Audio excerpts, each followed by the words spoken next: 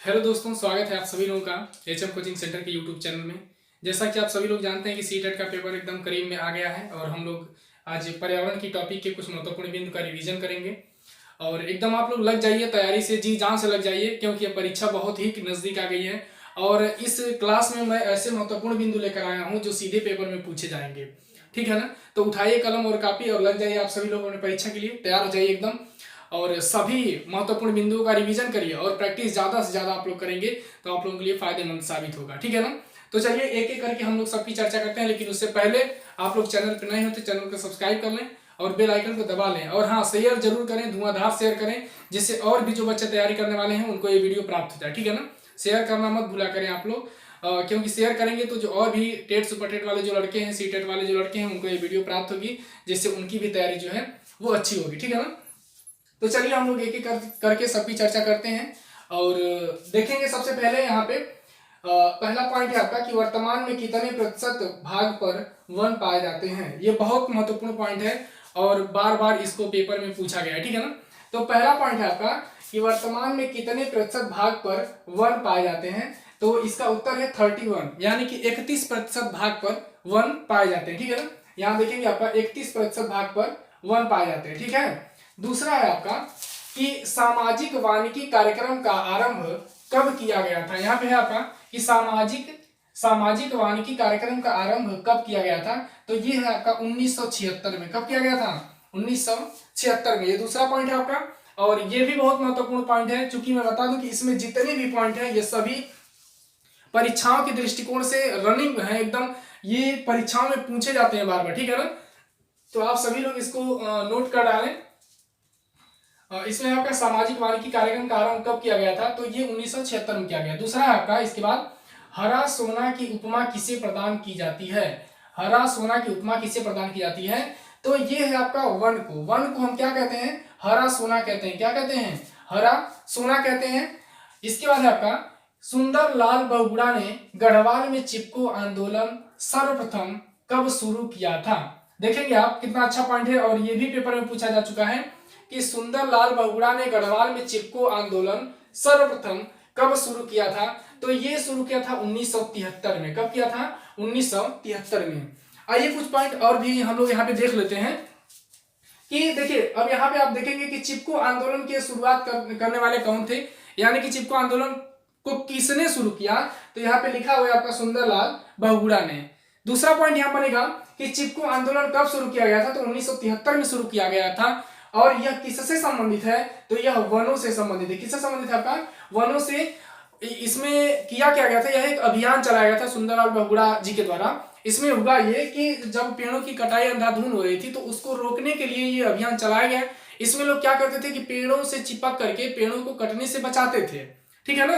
यानी कि वनों की कटाई से संबंधित या पेड़ों को कटने से बचाने के लिए जो है चिपको आंदोलन शुरू किया गया। ठीक है ना? ठीक है। और 1973 में इसको शुरू किया गया था। ठीक है। अगला आपका पॉइंट कह रहा है कि वन किस सूची का विषय है। देखिए ये भी बहुत महत्वपूर्ण पॉइंट है आपका कि वन जो है ये किस सूची का विषय है। तो ये है आपका किस सूची का विषय? समवर्ती सूची का विषय है। ये वन किस सूची का विषय है? समवर्ती सूची का विषय है। ठीक है ना? अगला है अंतर्राष्ट्रीय ओजोन संरक्षण दिवस कब मनाया जाता है। अंतर्राष्ट्रीय ओजोन संरक्षण दिवस कब मनाया जाता है। तो यह 16 सितंबर को। कब मनाया जाता है आपका? 16 सितंबर को। यानी कि अंतर्राष्ट्रीय ओजोन संरक्षण दिवस कब मनाया जाता है? 16 सितंबर को। और आप सभी लोग जानते हैं कि ओजोन परत हमारे लिए किस प्रकार से फायदेमंद है, हमारी क्या सुरक्षा करती है। ओजोन परत जो है आपका ये सूर्य से आने वाली पराबैंगनी किरणों से हमको क्या करती है? बचाती है। इससे एक पॉइंट और बनता है कि ओजोन परत किस मंडल में पाई जाती है। तो ओजोन परत आपका समताप मंडल में पाई जाती है। ठीक है ना? समताप मंडल में ओजोन परत पाई जाती है। ठीक है। और ओजोन दिवस की बात करेंगे तो 16 सितंबर के दिन ओजोन दिवस मनाया जाता है। अगला पॉइंट है आपका कि क्योटो प्रोटोकॉल किससे संबंधित है। यहां देखेंगे क्योटो प्रोटोकॉल किससे संबंधित है। तो यह संबंधित है आपका ग्रीन हाउस गैसों के उत्सर्जन में कमी लाने से। किससे? ग्रीन हाउस गैसों के उत्सर्जन में कमी लाने से यह संबंधित है। यानी कि क्योटो प्रोटोकॉल ग्रीन हाउस प्रभाव के उत्सर्जन में कमी लाने से संबंधित है आपका। ठीक है ना? अगला यहाँ पे पॉइंट है आपका कि 1997 में, यहां देखेंगे आप 1997 में अनुमोदित क्योटो प्रोटोकॉल कब लागू हुआ? कितना महत्वपूर्ण पॉइंट है आपका कि 1997 में अनुमोदित क्योटो प्रोटोकॉल कब लागू हुआ? तो ये फरवरी 2005 में। कब लागू हुआ आपका? फरवरी 2005 में इसको लागू किया गया। ठीक है ना। अगला है कि कोप के किस सम्मेलन में क्योटो प्रोटोकॉल को स्वीकार किया गया था? देखिए, कोप के किस सम्मेलन में क्योटो प्रोटोकॉल को स्वीकार किया गया था? तो तीसरे कोप सम्मेलन 1997 में जो है इसको स्वीकार किया गया था। ठीक है ना। क्योटो प्रोटोकॉल को जापान में हुआ था आपका। ठीक है, इसमें इसको स्वीकार किया गया था। अगला पॉइंट आपका है यहाँ पे कि पहला कोप सम्मेलन कब आयोजित किया गया था? पॉइंट है आपका कि पहला कोप सम्मेलन कब आयोजित किया गया था? तो यहाँ पे देखेंगे पहला कोप सम्मेलन आपका 1995 में। कब? 1995 में इसको आयोजित किया गया था। ठीक है।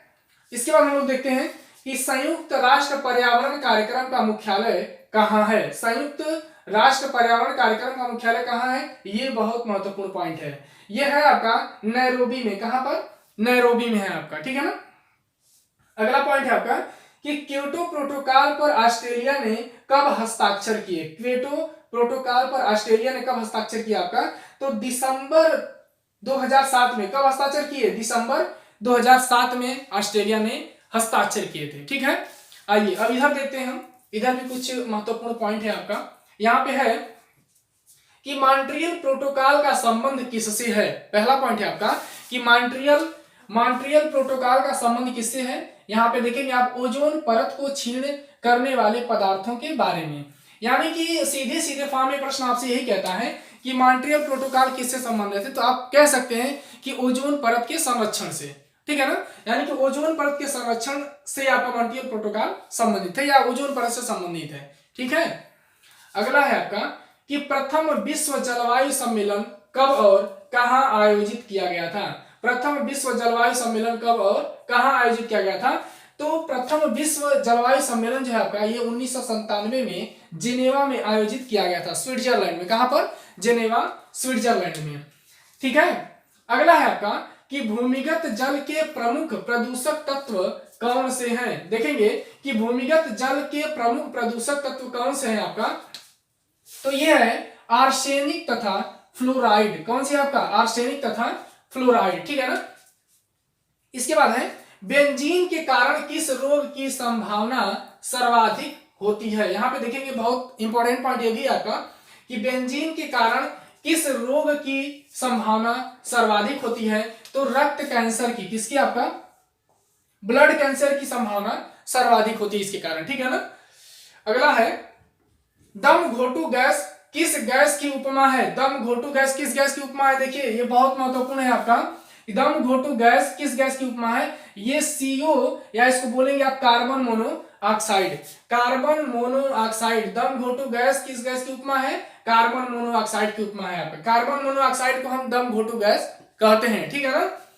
अगला यहाँ पे है कि सुपरसोनिक जेट विमानों से निकलने वाली कौन सी गैस ओजोन परत को पतली करती है? यानी कि सुपरसोनिक जो जेट विमान है, जो फाइटर जेट है आपका, उनसे निकलने वाली कौन सी गैस ओजोन परत को क्या कर रही है? पतली कर रही है आपका। तो ये है नाइट्रोजन ऑक्साइड। कौन सी है? नाइट्रोजन ऑक्साइड है आपका। ठीक है ना। ये नाइट्रोजन ऑक्साइड क्या करती है? ओजोन परत को पतली कर रही है। ठीक है। अगला है कि लाइकेन्स किस प्रकार के प्रदूषण के सबसे अच्छे सूचक होते हैं? मोस्ट इंपॉर्टेंट है ये, सीटेट के लिए सबसे रामबाण ये है। ये बहुत बार इसको पेपर में पूछा गया है कि लाइकेन किस प्रकार के प्रदूषण के सबसे अच्छे सूचक माने जाते हैं? तो ये वायु प्रदूषण की। किसके? आपका वायु प्रदूषण। यानी कि जहां पर वायु प्रदूषण होता है वहां पे लाइकेन उगते नहीं है। ये सीधे इनको बताते हैं कि यहाँ पे वायु प्रदूषण सर्वाधिक है आपका। ठीक है ना। अगला है कि भोपाल गैस त्रासदी। यहाँ पे देखेंगे आप, भोपाल गैस त्रासदी 1984 किस गैस के रिसाव के कारण हुई थी? ये यहाँ पे आप एक चीज और देखेंगे कि भोपाल गैस त्रासदी कब हुई थी? तो 1984 में हुई थी। और इसमें किस गैस का रिसाव हुआ था? तो ये है आपका मिथाइल आइसोसाइनेट। कौन सा है? मिथाइल आइसोसाइनेट का रिसाव हुआ था। ये भी बहुत इंपॉर्टेंट है आपका पेपर की दृष्टिकोण से। अगला है कि इटाई रोग किसके कारण होता है? प्रश्न है आपका कि इटाई रोग किसके कारण होता है? तो इटाई रोग आपका ये कैडमियम के कारण होता है। किसके कारण होता है?